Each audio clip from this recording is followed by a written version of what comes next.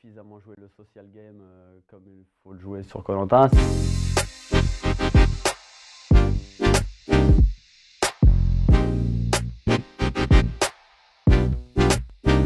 Quand on m'a dit que j'étais sélectionné, j'étais en vacances d'ailleurs.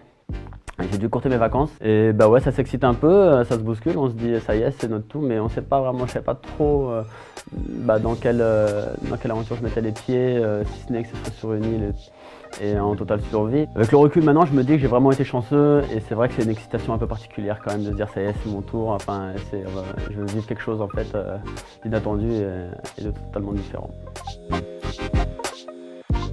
Ah oui, alors koh Lanta, oui, c'est ma 3e participation. C'est vraiment une aventure qui me tient à cœur et qui me ressemble bien parce qu'elle demande du dépassement de soi, elle demande voilà, un investissement permanent. C'est une émission que j'ai découvert en 2010 et qui est devenue pour moi un peu mon échappatoire de ma vie quotidienne.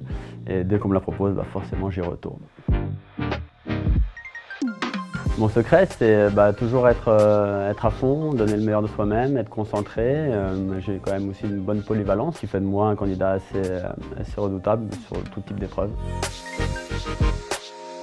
J'ai pas suffisamment joué le social game comme il faut le jouer sur koh Lanta. Ça veut dire prendre le temps vraiment de connaître les gens, discuter avec eux. Moi, j'étais dans mon aventure, je pensais à avancer. Voilà, je pense que koh Lanta, c'est vraiment aussi une aventure humaine et il ne faut pas non plus la mettre trop de côté.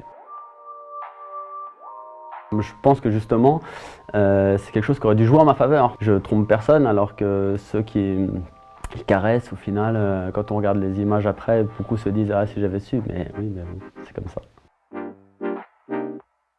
Vivre ensemble, c'est pas facile, surtout dans des conditions difficiles, et c'est ça, survivre aux autres, je pense, qui est le plus difficile pour moi, en tout cas à koh Lanta. C'est rapide parce que c'est 1h30 et puis c'est condensé, donc il se passe plein de choses.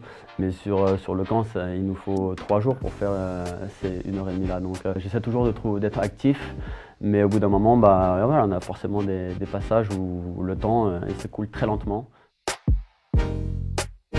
Ma stratégie est totalement différente parce que je suis papa maintenant.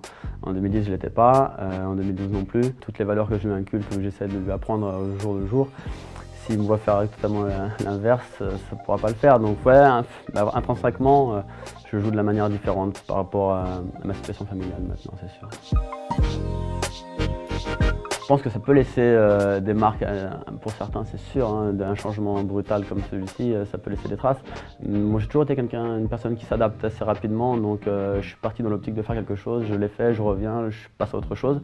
Il faut toujours se dire voilà, bon, ce que tu as vécu quand même c'est dur, il y en a qui vivent des choses beaucoup plus dures, donc ouais, ça permet franchement voilà, de remettre les choses un peu plus face à la réalité qu'on pourrait tendance à avoir oubliée.